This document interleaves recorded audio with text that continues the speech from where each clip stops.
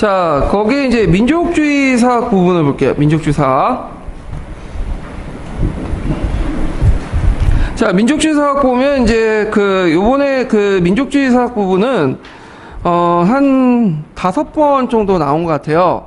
근데 나오면 항상 나오는 그 사학자가 박은식이 혼자 거의 독차지겠거든요. 그래서 박은식 부분을 좀 눈여보실 필요가 있어요. 이 부분을요. 그래서 이제 그 민족주의 사학의 형성 배경을 보면요, 신민사학에 대항해서 민족사를 수호하고, 자, 역사 주체의 어떤 주체의 발전과 민족의 자주성을 고양시키겠고요. 그래서 박은식이 이제 그 한국 독립운동사와 독립운동 지열사와 한국 통사를 쓰는데, 여기에서 강조되는 건 뭐죠? 혼이죠, 혼. 그래서 그래서 육체나 물질적인 것들은 없어져도 혼만 남으면, 그래서 이게 혼이란 국어나 국사 뭐 이런 것들이죠. 정신 이런 것들 남으면 언젠가는 그 백을 회복할 수 있다. 그래서 이제 혼을 강조했다. 그래서 이제 그 대표적인 게 한국통사, 한국독립운동치열사인데 시험 예문에 많이 나오는 것은 한국통사예요. 한국통사. 그래서 여기 한국통사라는 것은 우리가 생각하는 통사의 의미가 아니죠. 여기서는 한자를 보시면 아플통이죠. 우리 아픈 역사라는 뜻이죠. 그래서 있고, 그 다음에 신체호가 있는데 신체호는 상대적으로 시험에 잘 안 나와요. 그래서 지금까지 한 문제도 안 나왔거든요. 그래서 이제 신체호는 뭐 난가정신 뭐 이렇게 있고, 대표적인 게 이제 독사신론이라 해서 구한말 때 대한매 신문에 연재한 그 사론이 있어요. 그래서 그걸 정리해갖고 책으로 만든 것이 있는데, 그래서 임나일본부나 뭐 일선 동조론 이런 것들 비판하고, 그 다음에 이 사람은 이제 전반적인 역사를 본 게 아니라 좀 고대사를 연구했어요. 고대사. 그래서 조선상고사라든지 조선사 연구초가 대표적인 저자죠. 그래서 조선상고사나 조선사 연구초는 그 인고에는 안 나오는데 그 수능이라든지 한국사 능력에는 많이 나오는 부분이죠. 그래서 그 조선상고사는 뭐 아와 비하의 투쟁 또 이제 역사를 인식했고요. 그다음 조선사 연구초 같은 경우에는 난가사상, 그다음 노총의 어떤 서경천도 운동을 조선 역사상 1천의 대사건으로 판단을 했죠. 그 다음에 정인보는 그 단독 문제는 안 나왔고, 그 신학 관련된 문제, 그러니까 조선학 운동 관련된 문제 때 그 예문으로 나왔거든요. 그래서 정인보도 이 조선학 운동에 참여했던 사람이에요. 그래서 정인보는 뭘 강조했죠?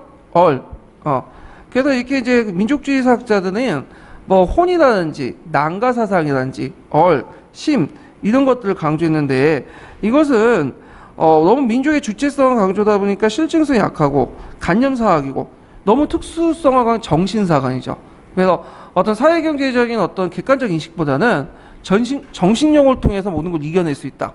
이런 것들이 문제점이죠. 그래서 사회주의사로부터 많은 비판을 받았다. 이렇게 기억을 해두시면 돼요. 자, 그 다음에 신민사관을 보죠. 자, 신민사관의 목적은 한국인들의 역사를 열등하게 묘사해서 신민지배를 합리화시키기 위한 건데, 그 주도 조직이 있어요. 그래서 그 조선 반도사 편찬위원회가 있고, 이것을 이제 조선사 편찬위원회로 바뀌고, 조선사 편수회로 바뀌죠. 그래서 이 조선사 편찬위원회 때 조선사라는 역사를 편집을 해서 조선사 편수회 때 완성이 됐어요. 그래서 조선사 편수에 관련된 내용이 시험에 나왔고요. 이 조선사와 관련된 건데, 이 조선사는 우리가 그 앞에 있는 조선 왕조의 역사는 아니죠. 그래서 그 당시에 일제시대 때 이 한반도를 일본 애들 뭐라고 했냐면 조선이라고 했어요. 조선. 지금도 북한은 조선인민공화국이라고 하죠. 우리는 대한민국이라고 하고. 여담이지만 이게 국호가 거의 비슷비슷해요. 우리나라도 되게 뭐 고구려, 되게 고려 이렇게 연결되어 있죠. 그 다음에 조선, 고조선, 그 다음에 지금 조선인민공화국, 그 다음에 사만, 그 다음에 대한제국, 대한민국. 그래서 국호 계보가 3개, 4개가 그게 딱 한정되어 있는 것 같아. 그래서 이제 이어가는데, 뭐, 그랬고 있고, 하여튼, 이 조선사를 편집을 했다. 그래서 조선사가 어디 또 나오냐면, 예전에 이제 역교론 예문에 나와요. 역교론 예문. 조선사. 그래서 이 조선사는 실정주의에 입각하게 제시했어요. 근데 이 실정주의라는 게 좀 웃긴 게, 먼저 위를 깔고, 그러니까 한국인들 열등한 거를 깔고, 그 다음 그에 맞춰가지고 관련된 내용들을 입증을 하는 거야. 사료로서. 예, 사료가 편집을 할 때 자기한테 불리한 사료는 빼버리고 자기한테 유리한 사료를 이렇게 입증하는 그런 것들을 강조했다. 자, 그 다음에 이제 청구학회라는 게 있죠. 그래서 전수사 편수회와 경상제국대학 교수들 중심해갖고 이제 청구학회를 조직을 했고요. 그 다음에 조선총독부에서 교종이나 숭종실록을 펼쳐냈는데 요거는 그 학계에서 인정하지 않죠. 네, 고종실록과 숭종실록은. 그래서 조선왕조 총독부의 이왕부라고 있어요. 이씨 왕조를 가나다는 부서인 이왕부가 있거든요. 거기에서 이제 편찬한 건데, 그래서 조선왕조 실록 같은 경우에는 어디만 인정받아요? 25대 해갖고 마지막 철종실록, 그것만 인정하죠. 자, 그래서 그 시민사회의 특징은 실정주의 명분에서 일본의 긍정적인 모습과 한국의 부정적인 모습을 차단해 집중 연구해서 그것을 사료로서 입증을 해요. 그래서 이 조선사는 푸센처럼 사료집이야. 근데 이제 자기에게 유리한 사료들만 정리해 놓은 거야. 그래서 이런 것도 있다. 그 다음에 이제 시민사관은 타율성론, 정체성론, 그 당파성론, 그래서 일제 주장 내용과 잘못된 점들을 좀 기억을 해주시고, 그래서 이 정체성 같은 경우에는 이제 우리나라가 고대에 있고 곡바로 중세 없이 봉건사회 없이 뭐예요? 근대 건너뛰었다고 했죠? 그래서 우리도 근대에 자본주의 맹화가 있다. 그 중세가 있다라는 걸 보여주기 시작해서 이제 그 중세 조선후기 때 상품화폐 경제, 자본주의 맹화론이 강조된다라는 걸 좀 기억을 해주시면 되고, 당파선에 반대해서 붕당이라는 내용이 등장하죠. 붕당론 뭐 이런 것들. 그래서 일제 주장과 잘못된 점들을 좀 기억을 해주시면 될 것 같아요. 자, 그 다음에 신민족주의 사학인데 조선왕운동하고 신민족주의 사학은 해방 전후에 가지고 해방공간에서 발달됐어요. 그래서 문헌고증, 사회경제사학, 그 다음에 이제 이런 것들, 민족사학, 세 가지를 다 통합을 했죠. 그래서 세계사적 보편성과 법칙성을 추구하면서도 실증성을 확보하고 또 계급 모순과 민족의 어떤 것도 강조하면서도 민족을 좀 더 강조하는 그런 측면을 갖고 있다. 그래서 대표적인 사람이 앙제홍하고 뭐 송진태 그런 사람들이거든요. 그래서 앙제홍은 뭐 신민족주의, 신민주주의 그래서 있고, 손진태는 이제 사회발전 논리와 민족 선정의 논리를 결합했지만 어디를 더 강조했다? 민족 군등, 민족을 더 강조했죠. 그래서 그 예전에 아마 안재홍과 송진태 관련된 것이 예전 장학사들이 그 문제 낼 때 그 한번 두 문제 나온 걸로 기억이 나요. 예. 자, 그래서 이제 있고, 그 다음에 최근에 또 나왔던 것이 조선학 운동이죠. 이게 14년인가 15년 기출문에 나왔어요. 그래서 조선운동은 조선의 고유한 것들을 찾으면서도 또 그 안에서 뭘 발견하려고 했죠? 보편성. 세계사적 보편성을 이제 발견하려고 했죠. 그러니까 그 앞에 있는 신민족주의 사학과 연결되어 있는데, 자, 이 조선운동의 대표적인 이제 주창자는 안재홍, 뭐 정인보, 그런 사람들이고, 일부 사회주의자들도 같이 참여를 했다. 그래갖고 이제 그 밑에 보면 내용이 있죠? 민족적 특수성에 출발해서 세계적 보편성을 합의하려고 했고, 그러나 계급혁명에 반대했고, 민족주의, 사회주의 협진, 이런 것들. 특히 이제 그 과정에서 우리나라 문화 중에 보편성과 그다음 특수성을 같이 찾아보려고 하니까 어디가 부각된 거죠? 시학. 특히 여유당 전서 간행 사업을 하면서 시학이 부각이 되기 시작하죠. 자, 그래서 그 의의가 시험 문제 나왔어요. 네, 의의 쓰라는 거. 그래서 그 구특에 있는 내용들 중심으로 하고 쭉 쓰시면 돼요. 그래서 시학의 의미를 부각해서 민족적 특수성과 세계사적 보편성을 지향했고, 민족의 고유성을 학문적 사상적 방법으로 재정립했고, 뭐 신민사학과 마르크스주의사에 대한 사도를 확립했고 등등등, 이런 것들을 쭉 쓰시면 될 것 같아요.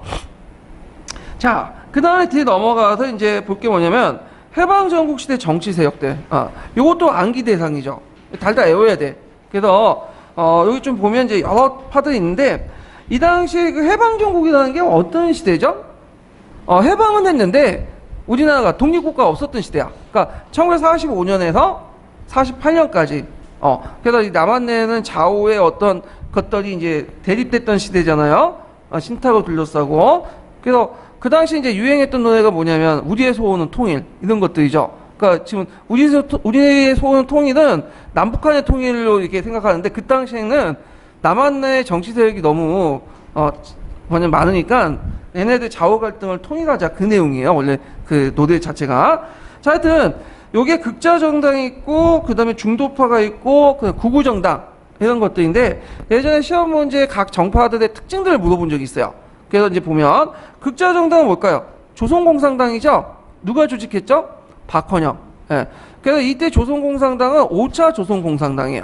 그래서 이제 4차 조선공산당 끝난다가 그 이제 국내에 있는 공산주의 세력들이 경성 콩쿠르 같은 지하 조직으로 활동하다가 나중에 박헌영이 1945년에 소련으로부터 인정받게 되죠. 조선공산당. 그래서 이제 조선공단 활동을 보면 파돌태제를 이제 주장을 했고, 그 다음에 활동을 신탁 창성원에서 삼상 회의 결정 공식적으로 지지하죠. 그래서 조선공산당, 나중에 인민당 등등 합쳐갖고 만든 연합조직이 민주주의 민족전선, 민전이죠. 민전도 애워두세요. 이것도 예전에 객관식 줄 때 오답으로 나왔어. 그래서 쓰라고 나올 수 있어요. 자, 그래서 이제 처음에 미군정하고 사이가 좋다가 나중에 미군정과 대립하죠. 그 대표적인 조선 정판사 위조 집회 사건, 그 사건 명칭 좀 외워두시고요. 그 다음에 이제 나중에 조선공산당을 중심으로 해가지고 조선인민당, 남조선 신민당이 3당을 합당한 것이 남조선 노동당이에요. 남노당이라고 하죠, 일명. 그래서 앞에 이 남조선 노동당을 왜 붙였냐? 북해에 뭐가 있었죠? 노동당이 있었죠. 그 대비해갖고 남쪽에 지부란 뜻으로 남조선 노동당을 이제 만들었던 거죠. 그래서 박헌영이 이제 중심으로 이제 했는데, 물론 박헌영은 그때 도망갔었어요. 그 조선 위정 제가 앞에 있는 그 정파사 위조 집회 사건 때 그 뭐냐면 미 군정에 수배령이 떨어져가지고 북쪽으로 갔었고, 그러니까 그 밑에 있는 수하들이 만든 거라고 이제 보시면 되겠죠. 자, 중도파를 보죠. 중도파는 다시 중도 좌파와 중도 우파가 있어. 그러니까 얘네들은 이제 좌우합작 운동을 추진했던 세력들인데, 중도 우파 세력들은 이제 국민당, 민주자주연맹이 있고, 중도 좌파는 조선인민당, 남조선 신민당이 있어. 조선인민당은 누가 조직했죠? 여운형이 조직했죠. 여운형. 그래갖고 이제 뭐 계획경제 제도 확립, 뭐 인민대중을 포괄한 완전 통일전선 실현 등등 했는데, 이 조선인민당은 나중에 그 누가 장악하냐면 박헌영이 다시 장악해요. 원래 만든 거는 여운형이었고, 처음에 여운형이 그 주도를 했다가 그 조선인민당의 박헌영 뿌락치가 여기 들어와가지고 박헌영 뿌락치에 의해서 완전히 장악이 되거든요. 그래가지고 나중에 이제 여운형이 나와가지고 사회노동당을 만들고 다시 근로인민당을 만들어. 예. 그래서 근데 뭐 요거까지는 알 필요 없고요. 하여튼 조선인민당이라는 당이 있었다. 그리고 그 당시 같은 사회주의자지만 박헌영하고 여운형은 뭐야, 사이가 별로 안 좋아요. 그래갖고 이제 여러 부분에서 의견 차이가 좀 강해. 이 두 세력은. 그래서 이제 이렇게 있고, 그 다음에 그 당시에 알려진 인물 중에 제일 알려진 인물이 누구냐면 여운형이에요. 여운형, 우리가 김구나 이승만은 해외에서 활동했기 때문에 뭐 아는 사람은 알겠지만 대중적인 인물은 아니었거든요. 근데 이제 여운형은 상당히 국내에서 이제 활동했던 사람이기 때문에 사회적 영향력도 되게 강했다. 그래서 이 사람이 2008년도인가 그때 최초 사회주의로서 건국 훈장인가 그 받았던 사람이야. 이 사람이. 그 다음에 남조선 신민당은 이제 그 앞에 하복조선 독립동맹, 북조선 신민당이 있기 때문에 이렇게 붙여진 건데, 대표적인 사회주의자인 백나온, 이 사람이 이제 조직을 했죠. 그래서 여기는 제가 이제 뺐지만 그 실종주의 사학하고 그다음 문헌고증 사학하고 그 당시 이제 또 하나가 사회경제 사학이 있거든요. 그래서 사회경제 사학과 그 실종주의 사학, 문헌고증 사학이 예전에 한번 시험 문제 나왔어요. 예, 그래서 요것도 좀 기억을 해두세요. 제가 지금 하도 많은 부분을 다루기 때문에 그냥 빼버렸네. 그래서 이제 사회경제 사학의 대표적인 사람은 백나훈이죠. 이 사람은 뭐 정치가지만 또 역사가로서 또 활동했기 때문에 역사가로서 측면이 좀 많이 나올 가능성이 많아요. 이 사람은요. 자, 그 다음에 이제 국민당이 있죠. 안재홍. 이 사람도 역사가죠. 그래서 이 사람도 이제 신민족주의 사학자죠. 그 다음에 민족자주연맹은 예전에 한번 시험 문제 나왔죠. 김규식이 조직을 한 단체. 그래서 2차 위소 공동위원회가 완전히 결렬된 후에 조직했다. 그래서 요거 예전에 민족자주연맹 03년 기출문제 나왔어요. 그래서 제가 이걸 못 썼어. 좌우합작 위원회라고 썼거든요. 그런데 요걸 제대로 쓴 사람이 거의 없었어요. 그 당시에는. 03년도에는. 그래서 왜냐면 잘 알려지지 않는 듣보잡이었거든. 지금은 좀 알려져 있는데, 근데 지금 나오면 써야 되겠죠. 왜? 이거 못 쓰면 안 돼요.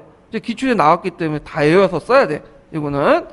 자, 그럼 구구정당을 보죠. 자, 구구정당은 두 개 계열이 있어요. 하나가 이제 임정 계열하고 친일파 계열인데, 친일파 계열이 한민당이죠. 한국민주당, 송진호, 김성수 같은 친일파들이 이제 했던 건데, 이들은 이제 초창기 때는 정당성이 없다 보니까 이제 조선인민공화국 있었잖아요. 그걸 타도하고 대신에 임정을 내세웠어요. 중경의 임정을. 그래서 이제 임시정부가 정통성이 있다. 임정봉대론을 내세웠죠. 그러다가 이제 미군정 활동기 때 임정하고 또 결별하고, 미군정의 또 여당 역할 하다가 또 이승만 초기 때는 또 이승만과 결탁이 된 거죠. 근데 이승만 결탁됐다가 이승만 사이가 벌어지면서 독립대 나오고 뭐가 된 건 이승만 여당은 자유당이 된 거죠. 그래서 그 민주당 세력들이 이제 여당이 돼 신민당 계열 이렇게 해갖고 이제 쭉 우리나라 여당사를 이제 차지하게 된 거죠. 그래서 한민당 좀 기억을 해두시면 되고, 그 다음에 독립촉성협의회도 그 중앙협의회도 시험 문제 나왔죠. 그래서 원래는 각계 각파들이 만든 조직이죠. 이승만이 기부하니까 이제 이승만이 좀 알려져 있었어요. 그 당시에 좀 약간. 그래갖고 와서 했다가 이승만이 뭐 토지제도 계열이나 친일파 청산에 미혹할 소극적이니까 빠져나가서 누구만 남았어? 자익들만 남았죠. 우익들만. 그래서 이제 이렇게 있었다. 그래서 이제 독립촉성중앙협의회는 그 앞에 언급한 한민당과 함께 그당 이승만의 친이세력 기관이었다. 그 예전에 시험문제 나왔던 거고요. 초창기 때. 자, 그 다음에 이제 임정계통이 한국독립당이죠. 그래서 이 한국독립당이 이제 예전에 한번 시험 문제 나왔어요. 그래서 좀 이것도 기억을 해두시고요. 그래서 한국독립당 상균주의를 기초로 활동했고, 개인자교 기구했다. 왜 개인자교 기구했을까요? 미 군정이 38도선 이남 지역의 유일한 정부는 미군정이라고 했죠. 조선인민공화국도 부정하고 임시정도 부정했어. 그래서 이제 개인자교 들어오게 된 거예요. 이들은 반탁 활동을 하고, 그 다음에 후기에 보면 자화합작 운동을 또 지지를 하고, 이렇게 했고요. 자, 그래서 이 사람들이 내걸었던 게 이제 임정봉대론, 임시정부 정통론이죠. 법통론. 이것이 이제 어디에 지금 반영돼 있어요? 대한민국 임시정부의 헌법에 반영돼 있잖아요. 전문에.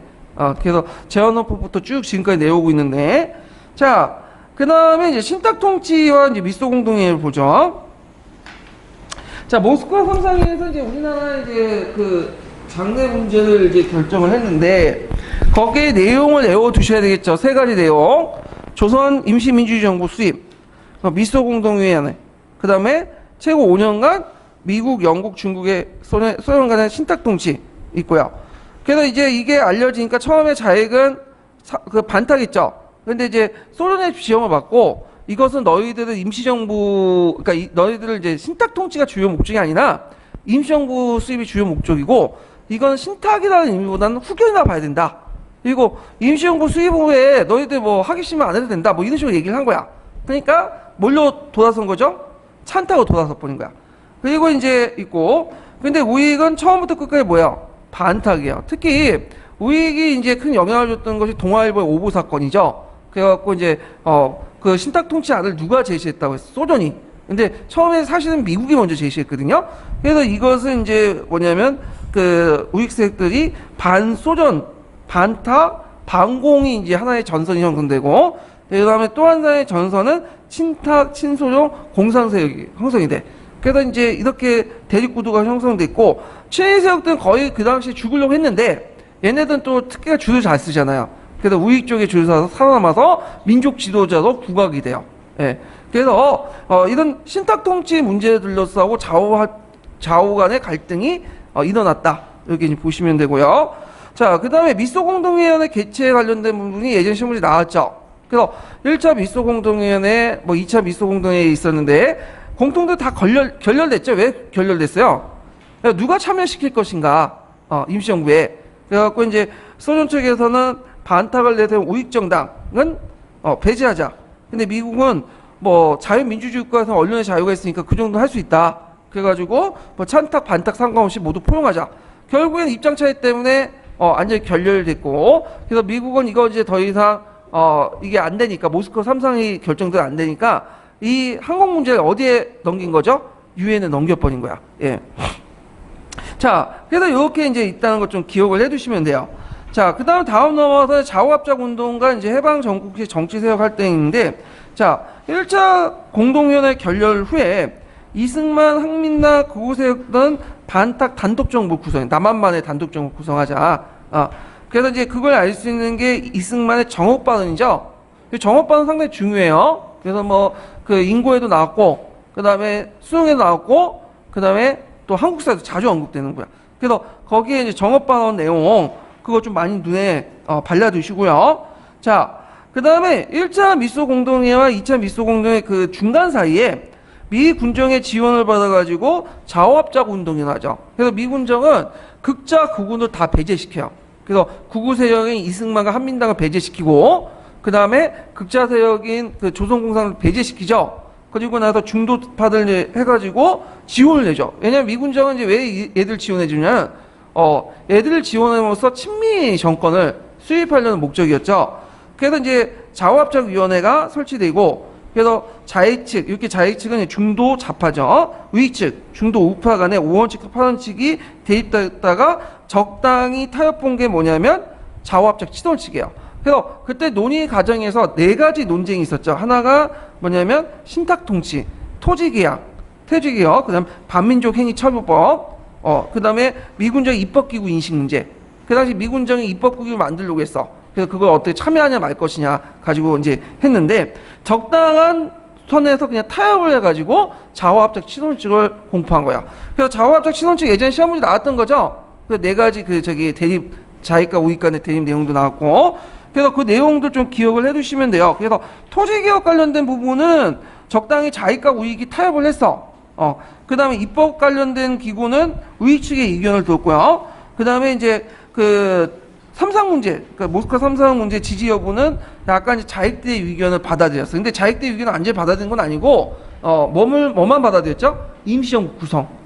그래서 여기는 뭐, 그 신탁도를 참석한다는 그 내용이 없죠? 예. 그런 식으로 적당히 타협을 했다. 친일파들은 뭐 어차피 이제 비슷하니까 이제, 넘어갔고요. 그래서 좌우합작의 이제 친원칙에 대한 정파 간의 입장이, 예전에 04년 기출문이 나왔어요.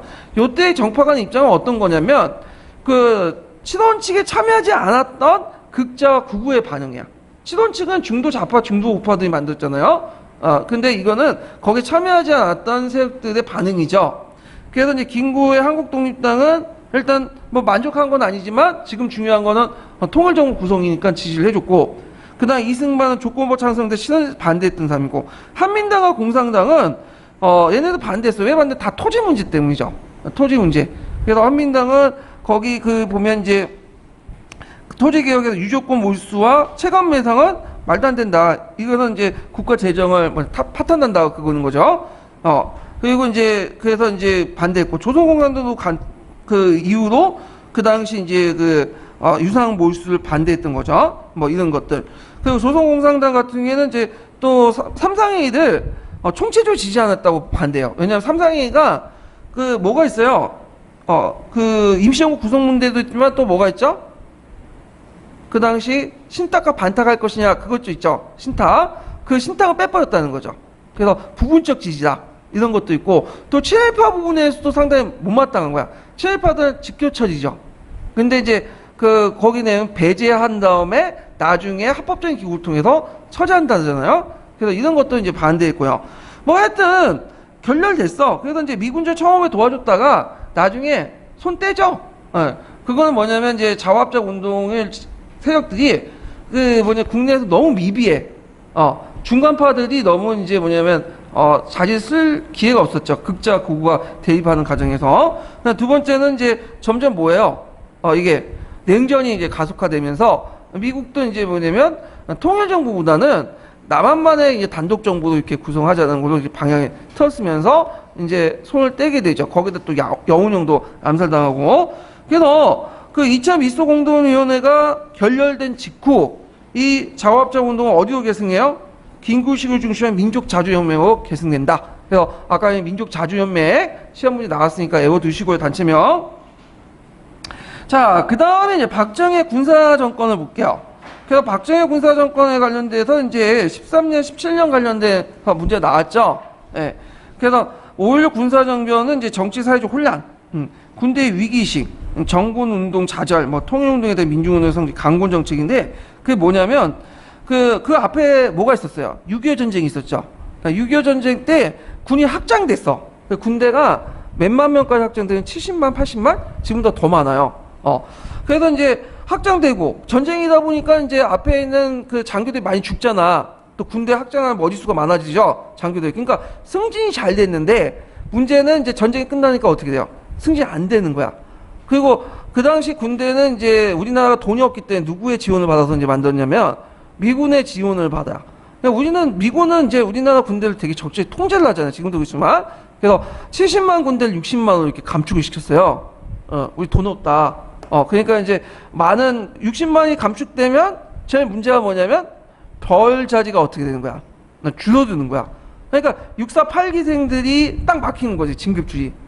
예전에 선배들은 잘 나갔는데 나한테 불만이 있죠. 그래서 얘네들이 그 선배들이 부정부패가 많으니까 정군 그 작업을 하려고 했는데 그것도 좌절된 거야. 그러니까 안 되겠다 해갖고 그 아웃사이더였던 이제 박정희가 손을 잡죠. 박정희는 원래 이제 예전에 남노당 조직책이었다가 그 당시 잘렸잖아요. 그러다 6.25 전쟁 때 다시 복귀했는데 예전에 경력 때문에 한직만 돌았거든요. 그래서 이 사람하고 결탁을 해갖고 이제 일종의 쿠데타를 일으킨 거죠. 근데 이제 그 교과서에 쿠데타 얘기하면 안 되죠. 정변이라고 해야 돼요. 그래서 만약에 답을 쓸 때 5.16 쿠데타였으면 아마 틀리게 하고 중립적인 용어는 5.16 정변이라고 했어요. 예전에는 이제 군사혁명이라고 했는데 이게 좀 바뀌었죠. 그래서 여러 가지 이제 군사혁명위원회를 설치하고 여러 가지 개혁을 했죠. 왜냐면 자신이 이제 쿠데타를 했으니까 정당성을 마련해야 될 거 아니에요. 그래서 그 내용들 좀 보시면 되고 거기에 좀 눈여볼 게 뭐냐면 한국중앙정보국이 창설됐다. 오늘날 국정원. 그래갖고 이제 중요한 정보를 정부가 독점하게 해서 이걸 이용했고 그 다음에 예전에 시험 문제 나왔던 것이 그 3차 통화개혁 관련된 부분이죠. 화폐개혁. 1, 2차 때는 이제 이승만 정부가 했고 3차 개혁 때 했는데 처음에 이제 그 5.16 군사정변 세력들은 제일 중요한 게 경제 문제였거든요.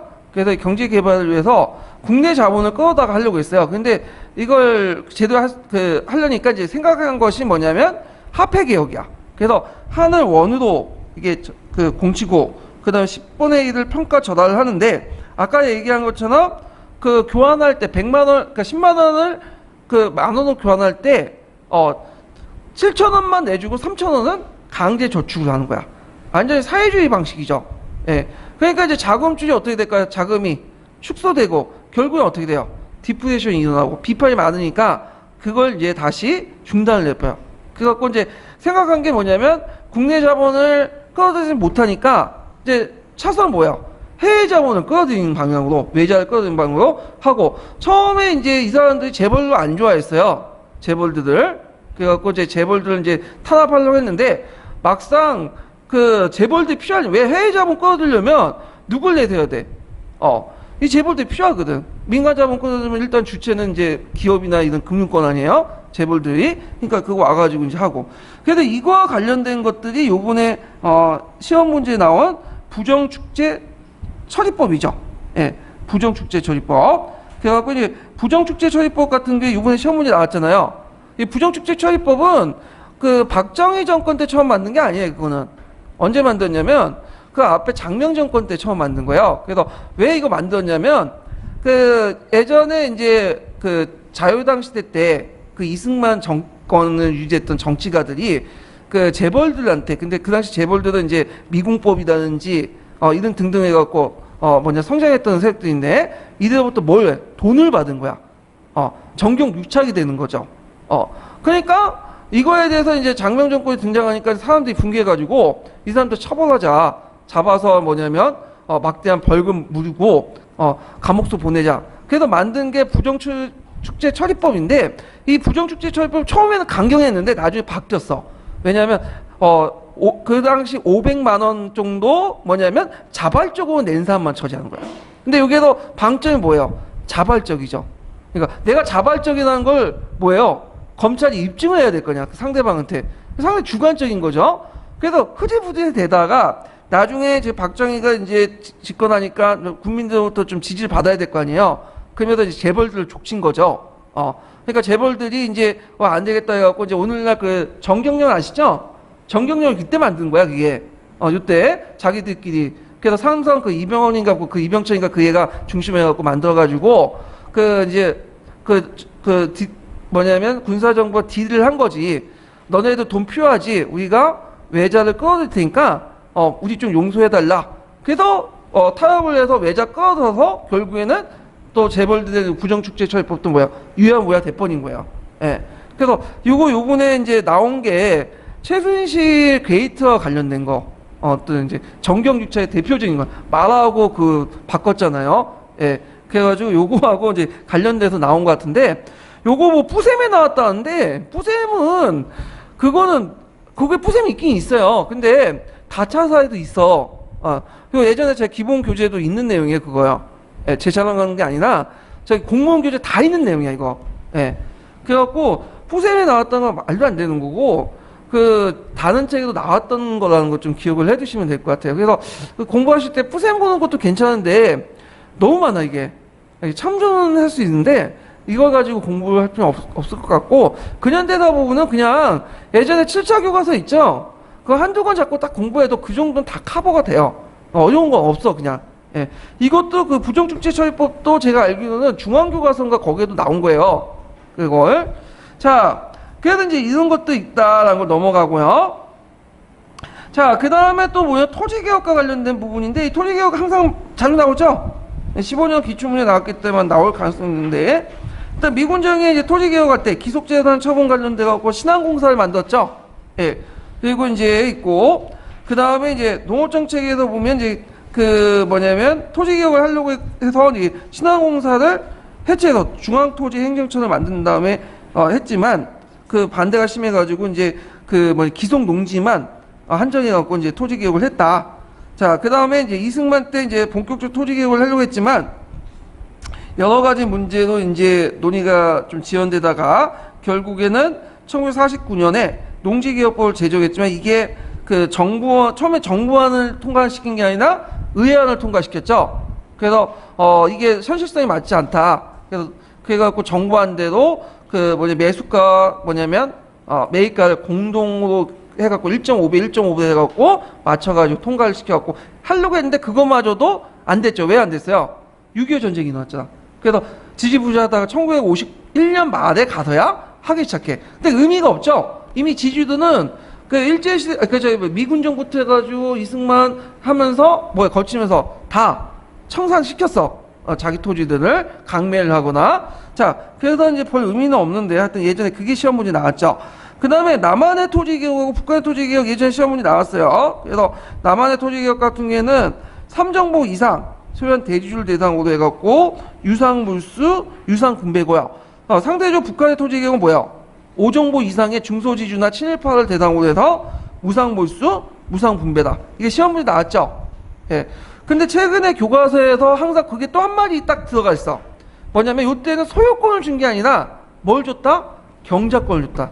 그러니까 원래 이게 안 들어가려다가 그 당시 이제 그쪽 우익 측에서 그걸 강조한 거예요. 왜 이거 잘못하면 소유권을 잘못 인식할 수 있다.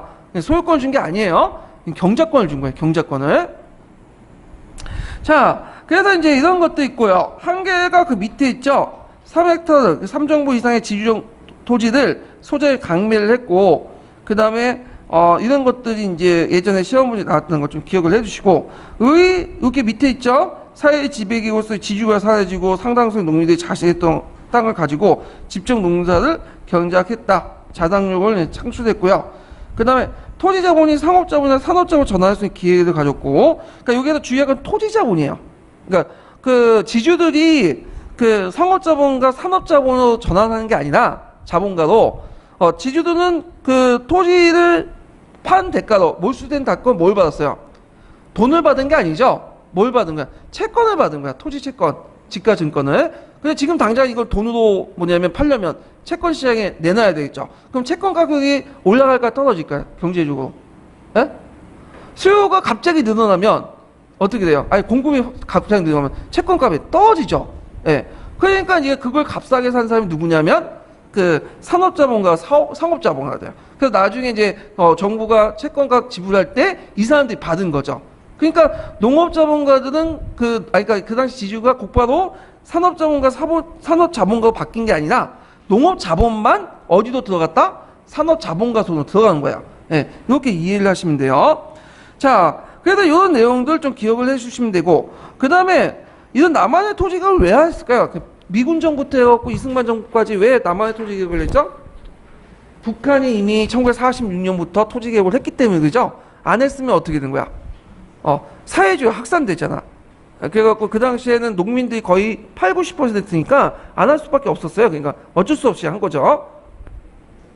자, 그래 토지개혁 관련된 문제가 예전에 시험 문제 나왔으니까 시험 문제 꼭 기억을 해두시고, 요번에 또 나온 게 또 미공법과 관련된 거죠. 그래서 이제 미국이 이제 1차 세계대전 후에 그 당시 남아도는 그 물자들을 어떻게 팔았어요? 3세계국한테 준 거죠. 근데 줄 때 그냥 준 게 아니라 그 뭐냐면 대충자금이라는 걸 만들고 해서 그 준 거야. 대충자금 보면 여기 보면 미국이 잉여 농산물 제공해요. 근데 여기 되게 복잡한데 되게 간단하게 이제 적혀 있는데 뿌셈에는 좀 약간 자세히 설명돼 있더라고요. 잉여 농산물을 제공할 때 직접 준 게 아니에요. 우리나라 정부에 우리나라 정부에 직접 준 게 아니라 대충 자금을 만들어요. 대충 자금을 만들어 놓고 거기를 통해 준 거야. 그래서 일단 잉여 농산물을 제공할 때 어떤 식으로 주냐면 일단 그 이승만 정부가 이제 어떤 식으로 얘기를 하냐면 이제 민간업자들 모아놓고 그 미국 정부가 커터를 줘요. 커터를. 그래서 $10,000 정도 커터를 줘. 요 안에서 너네들 물건 사라. 그러면 그 물건 살 수 있는 권리를 이제 그 한국 정부가 대신 받아가지고 누구한테 주는 거야? 민간업자들에게 줘. 그럼 민간업자들이 미국에 가요. 미국에 가가지고 뭐냐면 그 한국의 정부에서 준 확인증을 가져다 주면 미국 정부에서 뭘 주는 거야? 예? 달러를 주는 거야. 그래서 이 달러를 가지고 물건을 사와가지고 한국에 갖다 파는 거야. 이해되시겠죠? 좀 복잡한 건데, 그래서 이것을 팔아가지고 그 일부를 어디에다 접어놓으면 대충자금에 집어넣는 거야. 그래서 이 대충자금을 가지고 이제 뭐냐면 군대 유지를 하거나 미국 군인을 사용하는 거야. 그래갖고 이때 이제 미국 무기를 많이 사용했거든요, 한국군이. 그래서 지금 뭐가 문제가 생기냐면 그 미국에 의해서 이제 종속됐잖아, 무기 체계가. 그래서 요번에 이제 그 전투기 도입할 때도 처음에는 유럽식 전투기가 좋고 기술 이전도 해준다고 해서 그걸 도입하려는데 그게 안 됐어. 왜 안 됐냐면, 미국식 그 유럽의 그 전투기를 가지고 오면 운영할 수가 없대요. 왜냐하면 그 정비한 사람이나 그 다음에 이제 레이더나 그 주변의 주변 기구들이 다 먹어야 되는 거야. 미국식, 그래요. 그러니까 운영할 수가 없는 거야. 그런 미국식 군사 체계가 이제 뭐냐면 군사 장비 그 체계가 요때부터 형성이 된 거죠. 예. 뭐 이런 것도 있고요. 그래서 미국이 이제 주로 줬던 것들이 뭐냐면 생산재가 아니라 소비재죠. 그래서 생산재 주면 이제 뭐냐면 그걸 바탕으로 이승만이 전쟁 또 한다. 그래갖고 소비 제품을 줬는데 이래서 발달된 그 공업이 삼백산업이야. 이거 꼭 기억을 해주세요. 삼백산업. 그래서 재분, 재당, 면방직이죠. 그래서 요때 삼백산업을 할 때 아까 말한 것처럼 그 미국이 돈을 주면 한국 정부가 그걸 이제 또 일부 업자들한테 나눠줘 갖고 그 업자들이 거기 미국 가갖고 사왔잖아요. 그러면서 성장하면서 재벌들이 등장을 하게 된 거죠. 재벌들이. 그래서 그때 이제 등장했던 대표적인 재벌은 삼성 같은 거 있죠? 삼성이 삼백산업을 통해서 등장을 했고, 자, 그래서 그거 외워두세요. 그러다 보니까 이제 주로 그 뭐냐면 농업은 밀농사 같은 거 못 짓죠. 목화를 못 키우고. 그러다 보니까 뭘 중심으로, 쌀 중심으로 이렇게 단작화 그런 경향들이 일어났다. 그래서 이것들 좀 같이 기억을 해두시면 돼요. 자, 그래서 이제 이렇게 한번 살펴봤고 세 개 다 기출로 넘어갈게요.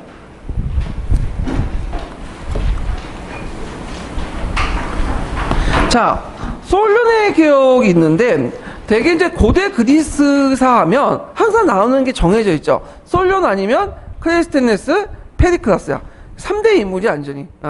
그 다음에 또 이제 문화사 나오면 항상 이제 뭐가 나오냐면 그 이름을 제가 까먹었는데 갑자기 또 이 사람이 누구더라? 투킨티데스. 투킨티데스 나오고 그 다음에 또 나온 게 뭐예요? 파르타나 신전, 도리아 양식 맨날 이런 게 나와. 쫙쫙 정해져 있어. 그리스는 그래서 요것도 이제 크게 벗어나지 않을 것 같아요. 요번에도. 자, 그럼 먼저 살펴볼 게 솔련의 개혁인데, 여기 보면 솔련 되게 많죠? 지금 하나, 둘, 셋, 넷, 다섯, 여섯, 일곱, 여덟 번, 아홉 번이 나는 것 같아. 제일 많이 나는 것 같은데, 솔련의 개혁 배경에서 목적은 계층 간의 갈등을 조절하고요. 그다음 사회 문제를 해결하고, 사회경제 문제는 이제 보면, 개혁 보면, 그 부채 말소와 부채로 인한 노예가 된 자유민을 해방을 하고, 이게 04년 기출문에 나왔죠. 그 다음에 근권정치 같은 거 있죠. 그래서 이제 돈에 따라 세금에 따라서 재산 정도에 따라서 정치 참여 비중을 달리 줬다. 자, 요 내용도 좀 기억을 해두시고 이때 이제 400인회가 구성이 됐다. 네. 자, 그 다음에 페이시스트라토스죠. 이 사람은 단독 문제가 나온 건 아니고 오답으로 많이 나왔어요. 오답. 그래서 나중에 또 단독 문제가 나올 가능성이 있거든요. 자, 거기 개혁 내용을 보면 이 사람은 이제 모든 사람을 만족시키는 정책보다는 주로 빈민들을 만족시키는 정책들을 했죠. 그래갖고 이제 반대 기적을 추방하고 토지를 농민들에게 분배를 하고요. 상공업 장려하고 그 다음에 이제 예전에 시험 문제 나왔던 것이 이제 판안테나이와 디오니스 신화를 디오니시아를 국가 종교 축제로 장려했다. 그 민중들의 인기 있는 그런 것들을 이제 같이 했고요. 자, 그 다음에 이제 뒤에 넘어갈 게 뭐냐면 크레스테네스. 이건 단독 문제 한 3문제 쪽 나왔어요. 그래서 이 크레스테네스의 목적이 뭘까요? 현현적, 지현적 유대를 단절시키고 그 다음에 전 시민들의 평등한 참여권을 부여하기 위한 거죠. 크게 두 가지 도평 추방제를 실시해가지고 참주 정치를 막고 하나가 또 부족제 개편을 했죠. 그래서 4개 헌원 부족을 10개 행정 부족으로 나눴어요. 그래갖고 이제 귀족들의 영향력을 배제시킨 거야.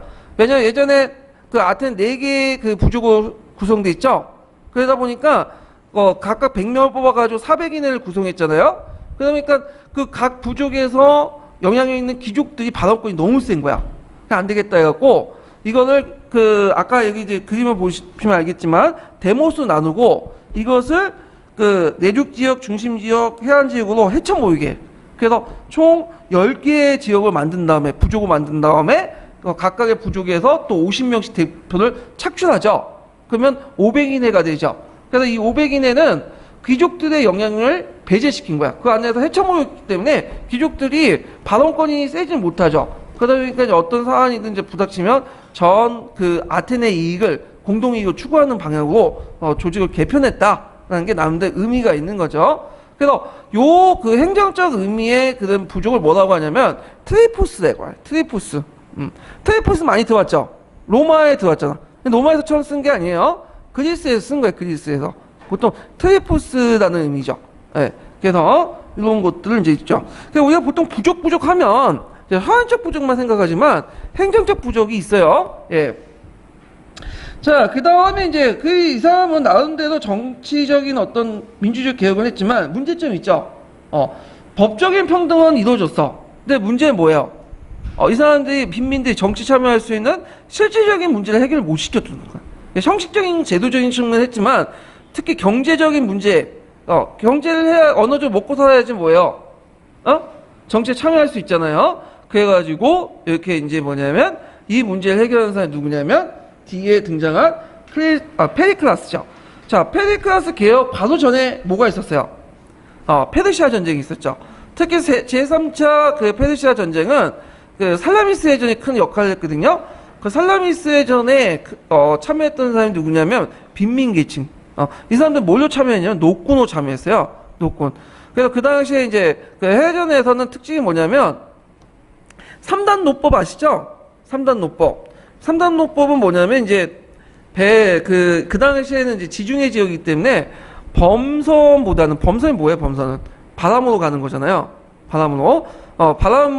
근데 바람으로만 가는 게 아니라 뭘 가냐면 노를 저어서 가는 게. 특히 그 해전 내에서는 바람 가지고 하는 게 노를 져. 왜냐면 노를 져야지 방향을 자유자재로 할 수 있고 속도를 낼 수 있거든요. 그러니까 노를 얼마나 많이 갖고 있냐 배에 실느냐 이게 제일 중요해. 근데 이제 보통 그 페르시아 함대 같은 경우에는 1단이에요. 노가. 근데 이제 여기는 3단이야. 그때 3단은 어떻게 하냐면 배가 이제 있으면 그 아래에 있는 사람이 이제 앉아가지고 적고요. 그 다음에 또 중간 단계에서 약간 위에 있는 사람이 의자를 좀 높여가지고 노를 해갖고 적고, 그 다음에 한 사람은 뭐야? 서서 짓는 거야. 그럼 세 사람이 동시에 세 개의 노를 질 수 있죠. 그럼 스피드가 어떻게 될까요?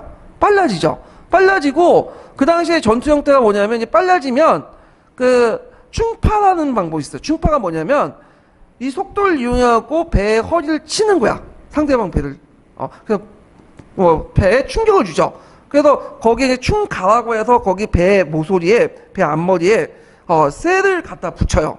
그래서 쇠를 갖다 붙이고, 스피드를 이용해갖고 페르시아 배를 중간에 돌진해갖고 충격을 주면, 거기에 이제 갈고리를 던져가지고 육전대가 뭐냐면 건너가서 싸우는 형태거든요. 그래서 제일 중요한 게 뭐냐면 스피드를 내갖고 부닥치는 거야. 이걸 되게 잘했어.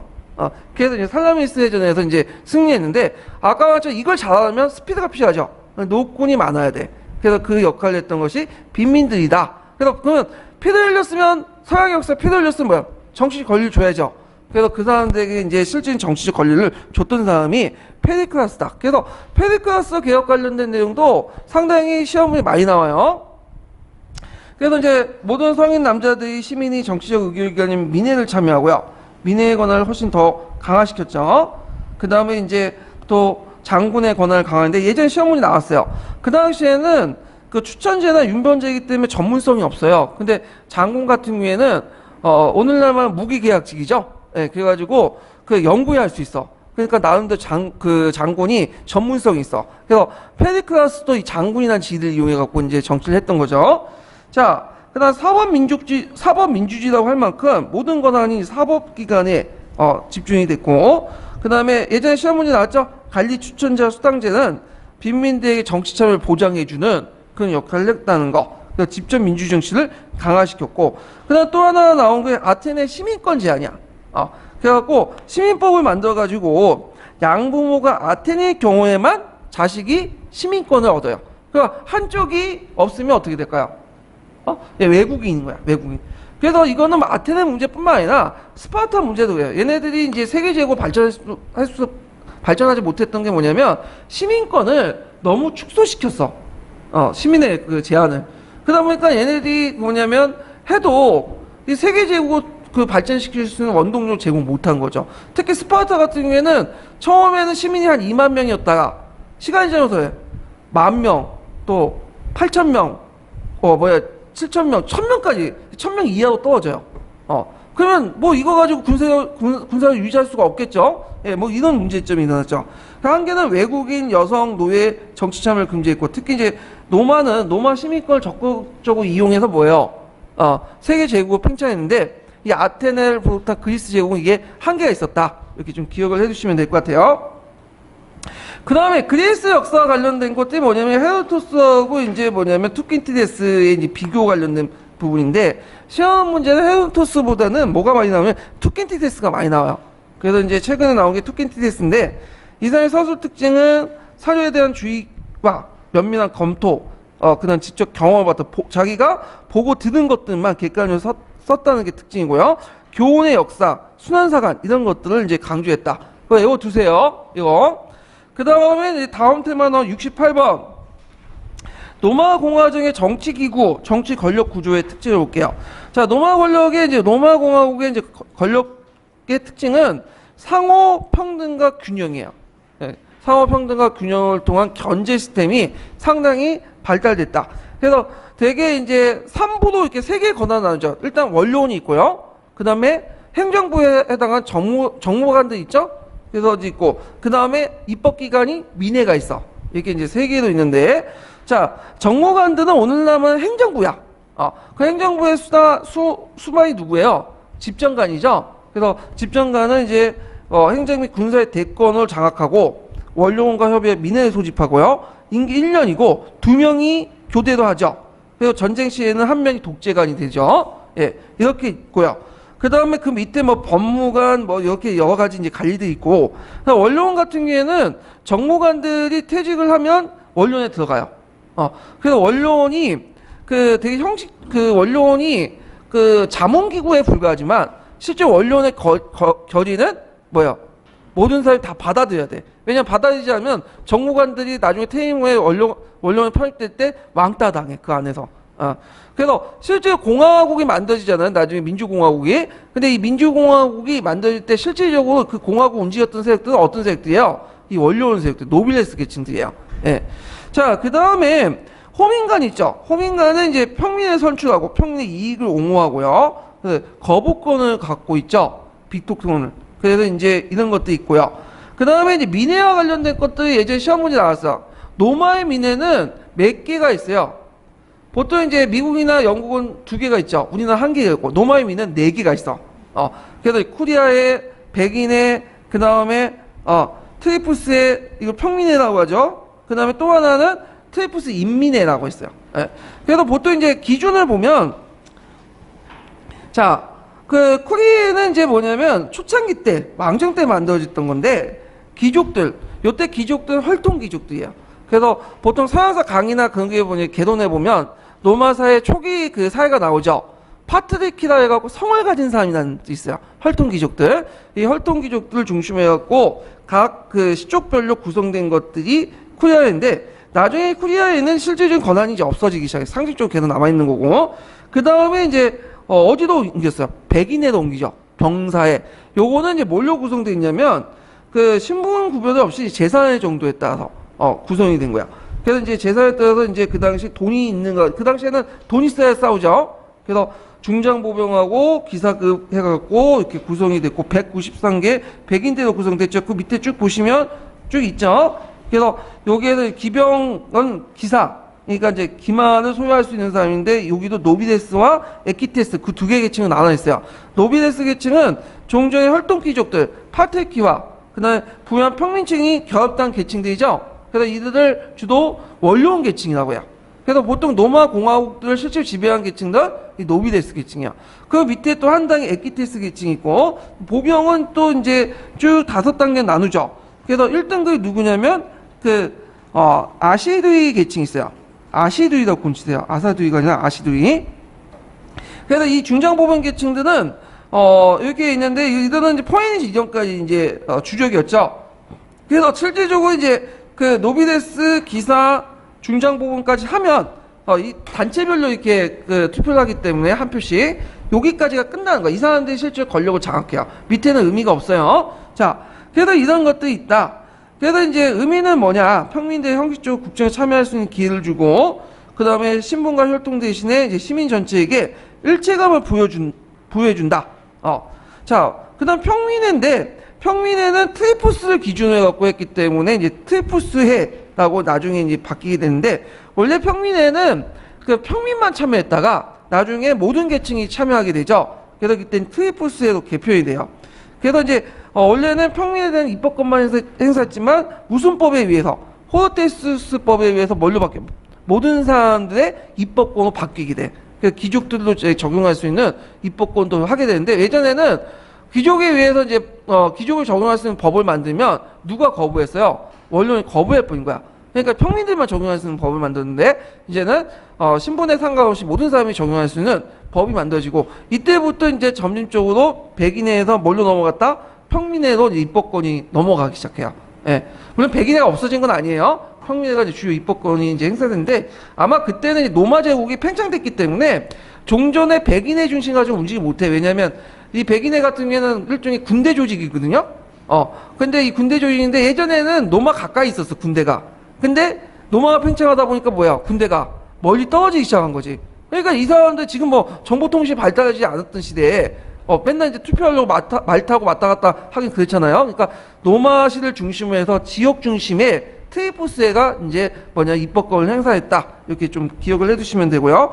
트리푸스 인민회는 이거는 이제 일종의 오늘날만 지방위회 정도 이렇게 보시면 돼요. 예. 트리푸스 인민회를 부족해서 착각하시는 분이 있는데 다른 거예요, 이거는요.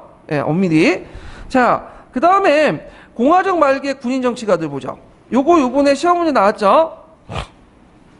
각 군인 정치가들에 대한 특징들을 이제 파악을 해두시면 되는데, 그 중에 제일 중요한 사람이 누구냐? 마리우스죠. 마리우스. 평민파 출신. 그래서 마리우스는 요번에도 나왔고 저번에도 한번 문제가 나왔던 사람이에요. 그래서 상당히 중요한 사람인데, 그래서 마리우스에서 이제 알아둘 것은 뭐예요? 종전의 시민군이 아니라 일종의 모병제를 실시한 거죠. 그래서 이제 이것이 후에 큰 영향을 줬고, 그것 때문에 이제 그 국가에 대한 충성을 하는 공병이 아니라 개인에게, 장군에게 충성하는 사병으로 전락을 했다. 그래서 나중에 무슨 정치에 기반이 돼요? 군인 정치가 등장한 삼두 정치에 기반이 됐던 사람이죠.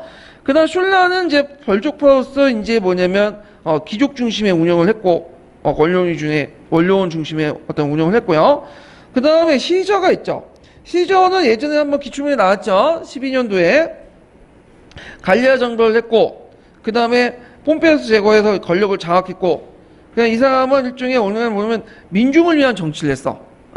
그래서 이제 대중 영합주의자라고 하죠. 그래서 이제 시민들에게 연회를 제공하고, 신정과 공공 건물들을 건조하고, 부채를 삭감하고요. 그럼 예전에 시험 문제 나왔던 것이 뭐냐면 율리어스역을 만들었죠. 이집트 달력을 모방을 해서 12년 기출문제 나왔던 거고요. 자, 등등. 자, 그 다음에 뒤에 넘어가서 이제 또 볼게. 그라쿠스 형제기요. 요게 한 두세 번 나왔어요. 그래서 이것도 수능에 많이 나와요. 자, 그라쿠스 형제 개혁은 뭘까요? 그 당시 나티분들이 유행하고 자연농민이 올라가고 하니까 토지의 재분배를 통해서 자연을 육성하려고 했죠. 근데 결국에는 실패했어. 그 목적이 나왔고, 그래서 크게 이제 티베리우스 개혁과 가이우스 개혁이 나오는데, 티베리우스 개혁은 10년도 기출문에 나왔죠. 그래서 토지를 공유주의를 이제 뭐냐면 장악한, 불법적 공유주의를 장악한 사람들이 땅을 몰수해 갖고 무상 시민에게 분배하려고 했다. 그 다음에 이제 그 가이우스 같은 경우에는 이제 시장 가격보다 싸게 공물을 판매하고 카르타고 영토의 식민시를 건설해 무산 시민을 이주하는 그런 정책이 있는데, 이게 10년도 기출문제 나왔고요. 근데 에키테스 계층들에게 또 뭐냐면 여러 가지 이제 그 특권을 줘갖고 종전의 노비데스 계층간 떨어뜨렸죠. 근데 결정적으로 이 사람이 망하게 된 뭐냐면 이탈리아 동맹시에게 노마 시민권을 부여하는 기획이 망했어. 왜 망했냐면 이탈리아 동맹 시민들은 이제 그 노마하고 개별적으로 조약을 맺을 때 단서가 있어요. 자신의 토지의 일부를 노마시에게 기부를 하는 거야. 일종의 공유지가 되는데, 이 공유지를 누가 많이 차지하고 있었냐면 노비데스와 에키테스 계층들이 많이 차지하고 있었거든요. 근데 나중에 이탈리아 동맹시들이 노마 시민권을 받으면 같은 이제 노마 시민권이잖아요. 그러면 종전에 기부했던 땅들 뭐야 다시 돌려받게 돼요. 그럼 누가 손해는 거야? 노비데스 에키테스 계층이 손해인 거지. 그래서 예전에 노비데스 에키테스 계층을 분리시켜 노비데스는 팼는데 그게 안 된 거죠. 둘이 이제 이해관계 일치되면서 어떻게 돼요? 반대세로 돌변한 거야, 에키테스 계층이. 거기에다가 이탈리아 동맹식의 노마 시민권을 주면 일종의 뭐야, 그 서민들은 나름대로 심리적으로 지위가 떨어지는 거 아니야. 예전에 나보다 낮게 봤던 사람들이 이제 동등하게 보니까. 자, 그런 것들이 이제 반대파들로 결집시켜서 결국엔 몰락을 했다. 그래서 형제 개혁 결과 이제 별족파하고 그다음 민중파로 분열돼 있고요. 그래서 이제 민회가 제대로 역할을 못하니까, 언론이 제대로 역할을 못하니까 새로운 군사지도의 등장이 계기가 됐다. 이렇게 기억을 해주시면 돼요. 자, 그 다음에 디오클라티누스와 콘스탄티누스 황제를 기억해 볼게요. 보통 로마 정치사를 볼 때 네 시기를 나누죠. 그래서 첫 번째 시기가 공화정 초기, 귀족 공화정 시기고, 두 번째 시기가 뭐야? 그 당시 민주공화정 시기죠. 공화정 말기 이렇게 해가지고, 그 다음 마지막 제종 초기, 제종 후기. 그래서 앞에를 이제 뭐냐면 그 원수정이라고 하는 그런 시기가 있고, 뒤에를 그 동방 정제 군주를 받은 도미네제 이렇게 이제 받아들인 사람인데, 그 도미네제를 본격적으로 연 사람이 누구냐? 디오클라티누스야. 그래서 이제 예전에 공화정 틀하고 유지했잖아요. 공화정 틀을 유지하고 나서 거기에 형식적으로 유지하고 실제로 제정을 했는데, 그 형식적인 그 공화정 틀을 없애고 실제로 제정으로 넘어가는 그런 사람이 이제 뭐냐면 디오클라티누스다.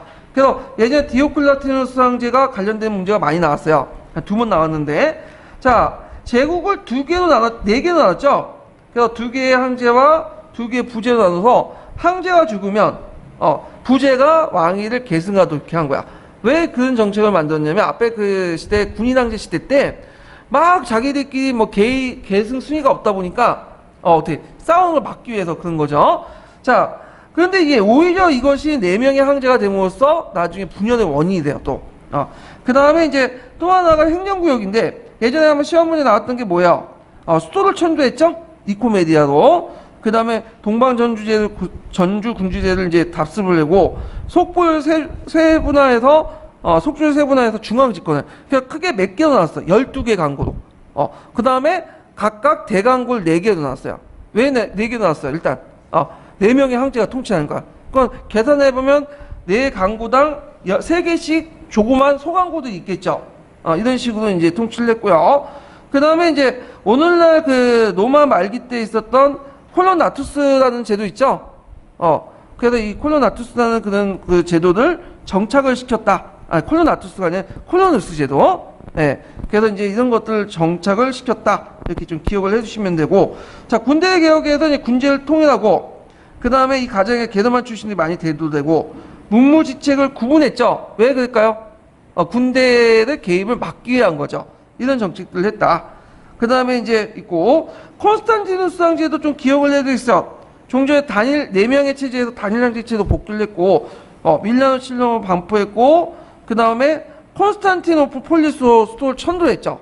그 이유가 여러 가지 있는데, 일단 로마는 정통신이 강하기 때문에, 기독교를 바탕으로 해 정치하려고 했던 그 콘스탄티누스 황제가 별로 안 좋아했고, 그 당시에 경제 중심지가 어디로 옮겼었어요? 서부 지중해가 아니라 동부 지중해 쪽으로 옮겼죠? 그래서 이런 것도 있고, 여러 가지 이유로 이제 옮겼다는 거. 자, 그 다음에 기독교 전파 과정도 이제 좀 볼게요. 한 3문제 나왔는데, 자, 기독교 전파 과정을 보면 이제 로마 때, 제국 때는 박해를 받았어. 그 박해받은 이유가 시험 문제 나왔죠? 2가지 이유예요. 황제 숭배 거부하고, 그 다음 병역 거부죠. 이거 외워두세요. 그 다음 후기 때 밀라노 칠령을 통해 공인을 받아요. 그래서 콘스탄티누스 황제는 이 기독교 세력을 잘 이용해가지고 자신의 정치적 세력을 삼으려고 했죠. 결국에는 테오도시우스 황제 때는 뭐야? 국교화돼. 국교화된다는 의미는 종교의 다양성을 포기한다는 거야. 오직 뭘 믿어야 돼요?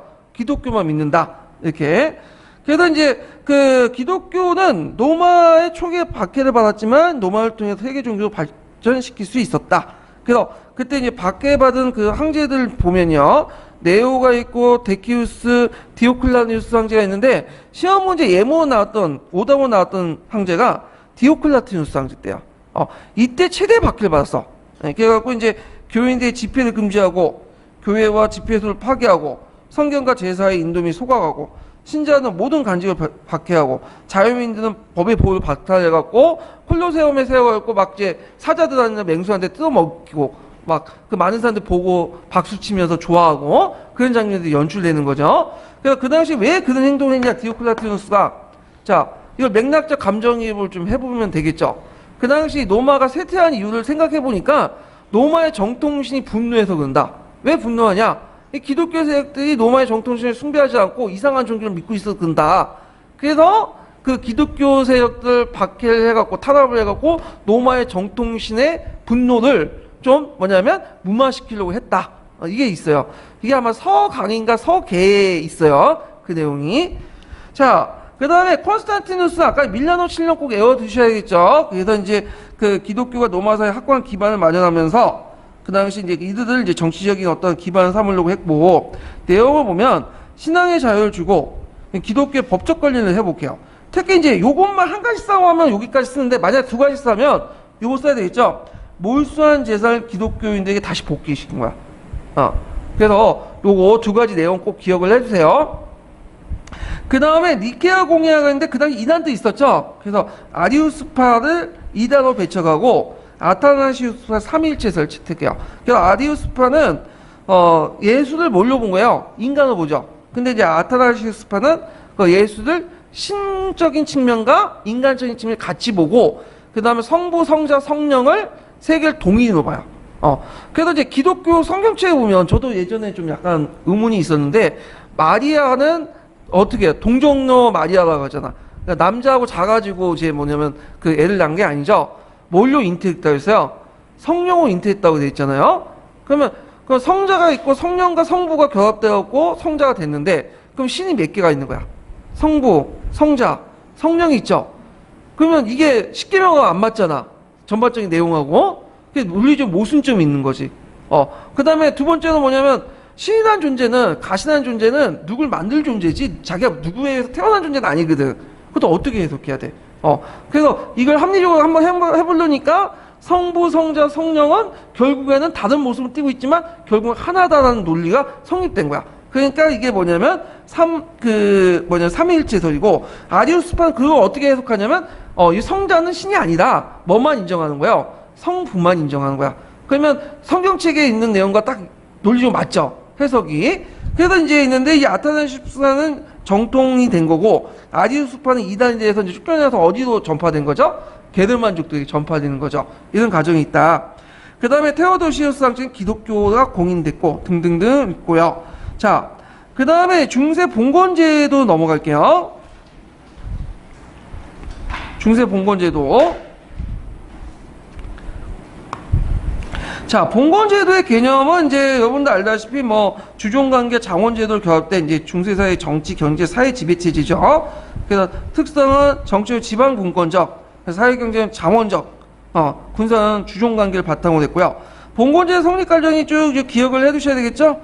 그래서 이게 봉건제도 성립을 좀 잘못된 오개념을 가지고 계신 분인데 4세기 때 성립된 게 아니에요. 언제? 두 번째 민족 이동기에 성립됐죠. 9세기 때 성립된 거야.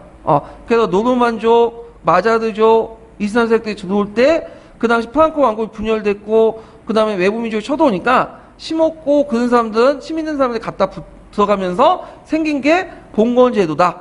그럼 봉건제도 기호는 노마설과 게르만설이 있는데 여기에서 이제 시험 문제 나왔던 것이 뭐냐면 클리엔테이지죠. 네, 요번에 시험 문제 나왔잖아요. 노마 초기 때 있었던 사례인데 이제 나중에 그 유죄가 계속 남아서 마리우스와 관련된 문제 나왔죠.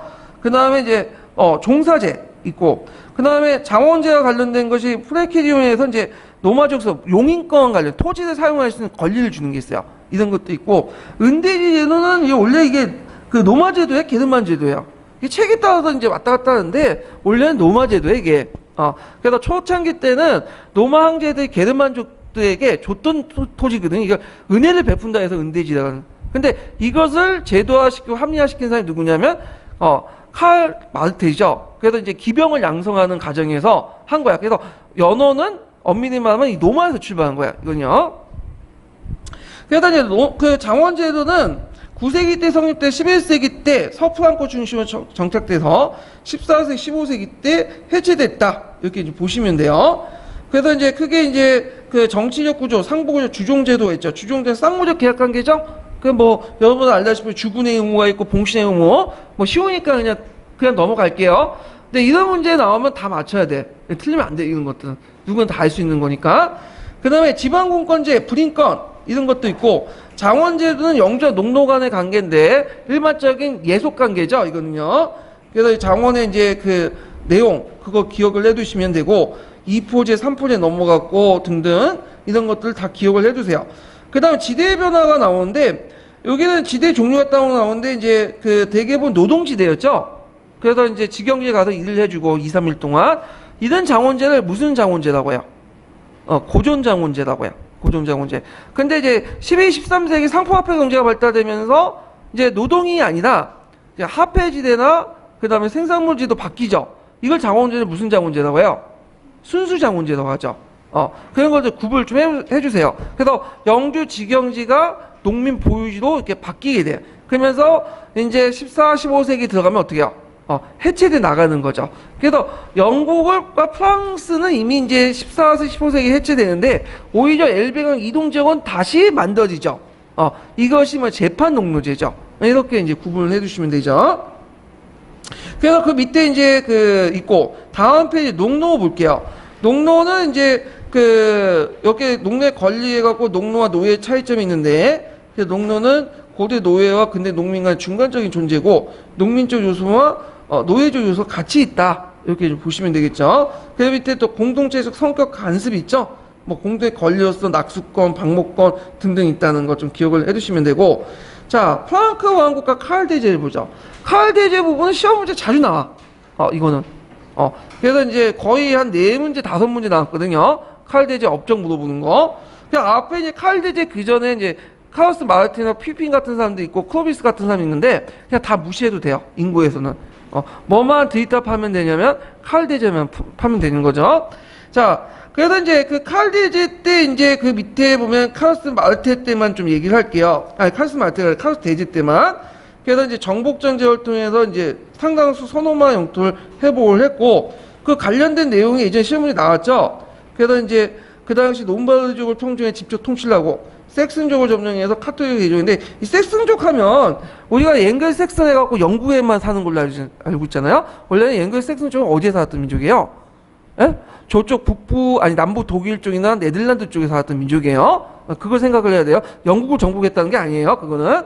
자, 그 다음에 보헤미아, 오스트리아, 헝가리, 유고 일부 지역을 장악하고, 자, 에스파냐는 공격했지만 실패했어. 이게 노랑의 노래 나오고 예전에 시험문제 나왔던 거죠. 자, 그래서 이제 그 밑에 쫙 보면 그 당시 노랑의 노래를 좀 볼게요.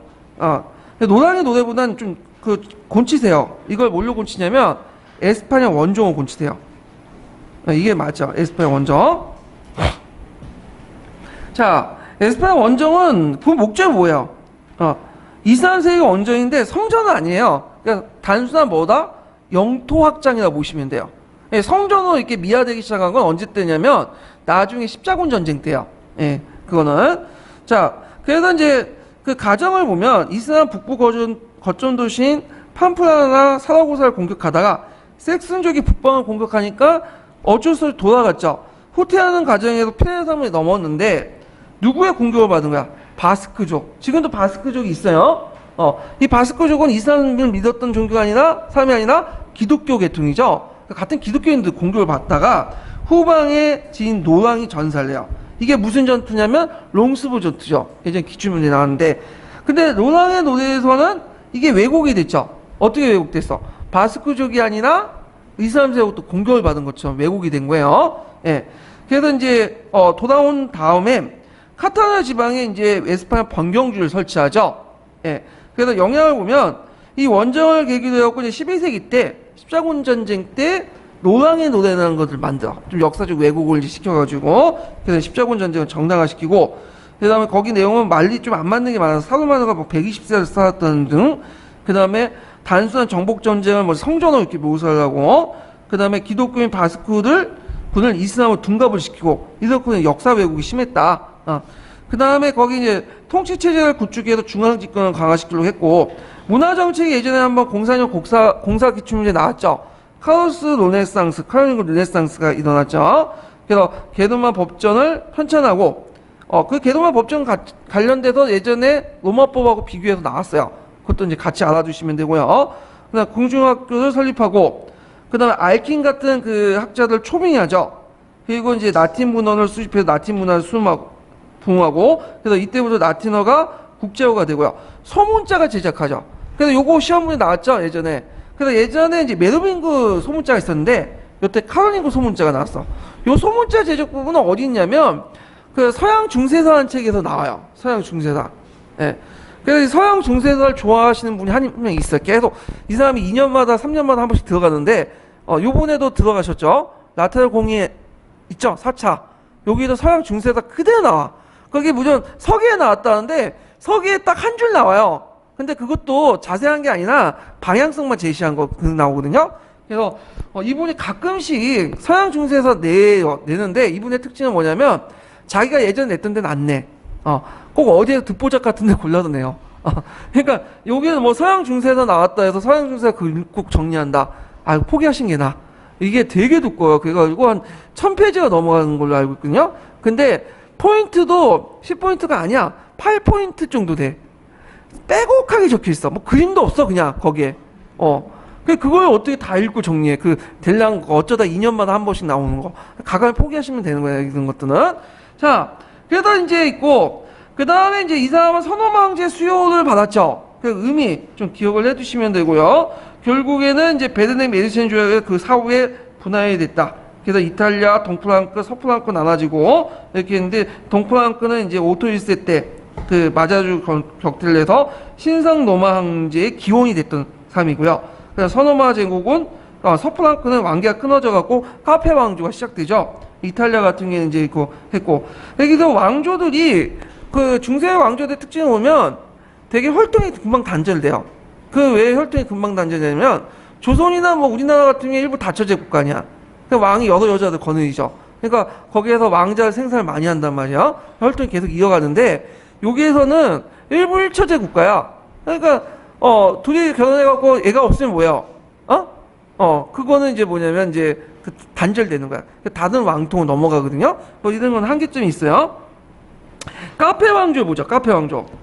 자, 카페 왕조에 관련돼 갖고 두 번 나왔고 단독 문제는 이제 08년 기출 문제 나왔던 건데, 자, 카페 왕조는 초기 때 강력한 그러니까 카페 왕조는 서프왕국 왕계가 끊어지니까 이제 등장을 했던 거죠. 잠깐만 이게 잘못된 거네. 카페 왕조가 아니라 뭐와 관련된 거냐면 저희 서인권 투쟁, 교황하고 황제 간의 그 권력 투쟁 관련된 거거든요. 제가 이거 그 편집하는 과정에 잘못 바뀌어서 그래서 좀 고쳐 주시고요. 네, 교황하고 황제권의 대립 이걸 보시면 돼요. 두 번 나왔어요. 그래서 이제 카페 이 카페 왕기가 두 번 나왔고 이게 한 두세 번 나왔을 거야. 네, 나중에 찾아봐서 이제 찾아보면 아시겠지만, 자, 그래서 초창기 때는 교황권이 강화됐죠. 근데 이제 카노사의 굴욕을 계기로 해가지고 이게 뭐냐면 비등비등했잖아요. 근데 이제 그레고리 7세가 이제 했다가 나중에 또 하일리 4세부터 공격받죠. 도망가서 남방을 떠돌다가 죽게 돼요. 그때 누구의 도움을 받았죠? 별 중요한 건 아닌데 노르만족의 도움을 받았어요. 예전에 기출문제 나왔어요. 왜 노르만족들의 도움을 받았냐면 그레고리 7세가 노르만족이에요. 예. 그래서 자기 형제들의 도움을 받았다 보시면 돼요. 예. 그 다음에 이제 서인권 문제 해결 관련돼 갖고 이제 나온 것이 보름서 협약이죠. 그 보름서 협약 내용들 좀 기억을 해두시고, 그 다음에 이제 뒤에 넘어가서 거기 보면 이제 교황권의 절정을 이뤘던 황제가 보면 이노케티우스 3세예요. 그래서 공부하실 때 이노케티우스 3세 업적들 한번 쫙 정리해 보시는 게 좋을 것 같아요. 이 사람 업적이 되게 많아요.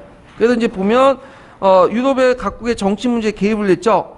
그래서 이제 존왕하고 필리프 2세를 파문했고, 그래서 교황은 태양, 황제는 달에 비유를 했고요. 그다음 이번에 시험 문제에 나왔던 것이 4차 나트륨 공의에도 이 이노케티우스 3세가 주도를 한 거죠. 그거 쓰고 나왔을걸요. 이노케티우스 3세 누가 주도했는지? 제 기억은 그렇겠는데. 그래서 뭐 중세시대 때 무슨 교황이라고 쓰라고 하면 모르잖아요. 그냥 이노케티우스 3세 쓰시면 돼요. 그러면 거의 절반은 맞아. 절반은. 예.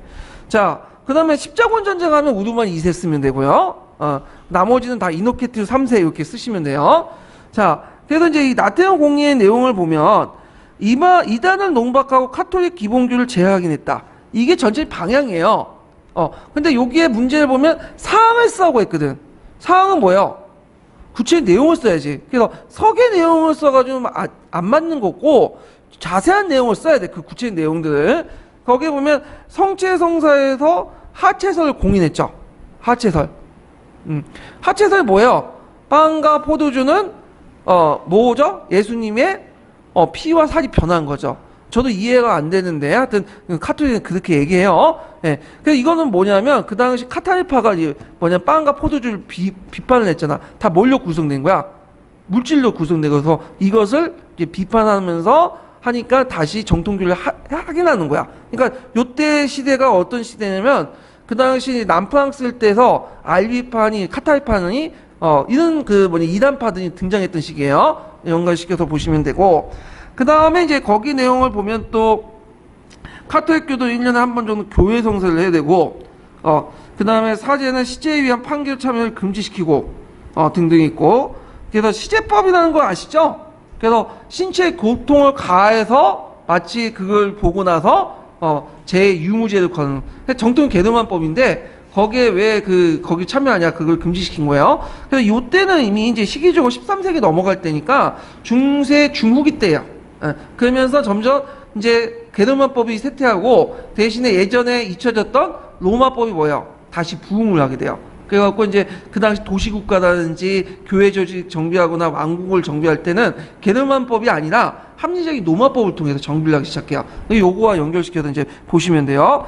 자, 그 다음에 이제 성당 참사회가 3개월 내 주교도 선출하지 못했고에 대주교 가입해서 새로 주교를 선출하고, 그 다음에 모든 대주교에서 1년에 한 번씩 주교회를 해서 배교자들 이단을 색출하고, 사제의 도덕적 생활을 규정하죠. 왜냐하면 그 당시 그 이단들이 항상 주장하는 게 뭐예요? 카톨릭 사제들이 부정부패도 많고 그리고 맨날 결혼하고 그러니까 그러잖아요. 그래서 이제 사제 독신을 강조하고요. 그 다음에 음주, 도박, 사냥, 상행인을 하고 여인수육 취입이나 밝고 하전한 옷차림을 금지. 이거는 그 당시 했던 것 같아. 그러니까 금지시켰겠죠. 자, 그 다음 지나친 시주를 금지하고 부적격한 사제보다는 소수의 훌륭한 사제가 나타난 원칙. 이거 아마 이단에 반발해갖고 그 이단들 비판했던 내용들을 알게 모르게 수용한 것 같아요. 그래서 카톨릭파 사제들은 되게 청량했다고 하죠. 그러다 보니까 이제 카톨릭보다는 그쪽 많이 간 게 그 이유잖아요. 그래서 이런 것들을 알고 우리도 청량하다는 걸 좀 알려주기 위해서 이런 것들을 했다. 그러니까 라테란 공예는 항상 그 내용들을 뭐와 연결시키냐면 그 알비파 같은 남프랑스의 이단들을 이제 쳐부시는 과정에서 대응하는 과정에서 나왔다. 이렇게 이제 보시면 되겠죠. 같은 그 동시대니까. 그래서 이제 이렇게 이제 보시면 되고 이거 보니까 좀 관련성이 있네요. 알비파 하니까 예전에 시험 문제 나왔잖아. 요즘에 관심 있는 것 같아. 이단에. 이분이 이단을 그러니까 한번 이단과 관련된 부분을 쫙 하면 다음 문제가 예측될 수 있어요. 근데 요번에 안 나올 것 같아요. 2년마다 한 번씩 내더라고요. 여기 보니까. 예. 자, 그 다음에 이제 십자가 운동을 볼게요. 십자가 운동. 자, 십자가 운동 보면 이제 배경을 보면 유럽 사회의 어떤 팽창용, 대외적 팽창 그런 것도 있고 예전에 시험 문제 나왔던 것이 공률력 기출 문제와 관련된 내용들이 시험 문제 나왔죠. 그래갖고 무슨 해 때, 크레노몬 공의회 때, 그 다음에 우르만 2세가 성지해보고 했죠. 우르만 2세가 나왔어, 예전 시험 문제가. 그 다음에 이제 거기에 경강을 보면, 이제 1차만 성공했고, 나머지는 다 실패했죠. 요번에 시험 문제 나온 게 몇 차예요? 4차. 라틴 제국 관료하고 관련된 거죠. 상당히 세속적인 목적으로 했다. 두 가지 이유가 있어요. 베네치 상인들의 경제적 이익, 그 다음에 비잔트 제국 제의 다툼, 이런 것들을 이제 외우고 쓰시면 되고, 그 다음에 이제 나머지는 볼 건 없고요. 그 결과와 영향 중에 이제 보면 봉건제도를 촉진시켰죠. 아니 봉건사회 붕괴를 촉진시켰죠. 그래서 종교적으로 교회권의 실추가 일어났고 정치적 봉건귀족 세력의 약화. 그 다음에 경제적으로는 동방무역 재개나 지중해 번성의 도시가 발달됐고요. 사회적으로는 이제 장원 붕괴, 기사계급 몰락인데 기사계급 몰락 뭐와 관련돼 있죠? 예전에 공사기출에 나왔던 건데 하약과 관련돼 있다. 이렇게 보시면 되고요. 자, 그래서 그 다음에 문화적으로 이슬람과 그 비잔틴 문화 접촉에서 르네상스.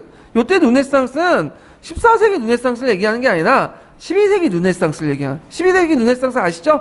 상파화폐 경제가 발달되고 도시문화가 발달되고 그 다음에 이런 것들을 해서 또 스페인이나 이런 걸 통해서 이슬람 문화가 발달되면서 한국을 부흥했던 그 내용을 얘기하는 거예요. 그 다음에 스콜라 철학. 이 스콜라 철학 같은 경우에는 뭐가 들어왔죠? 아리스토텔레스 철학. 그래서 교보 철학과 정복하는 과정에서 스콜라 철학이 형성이 됐던 거죠.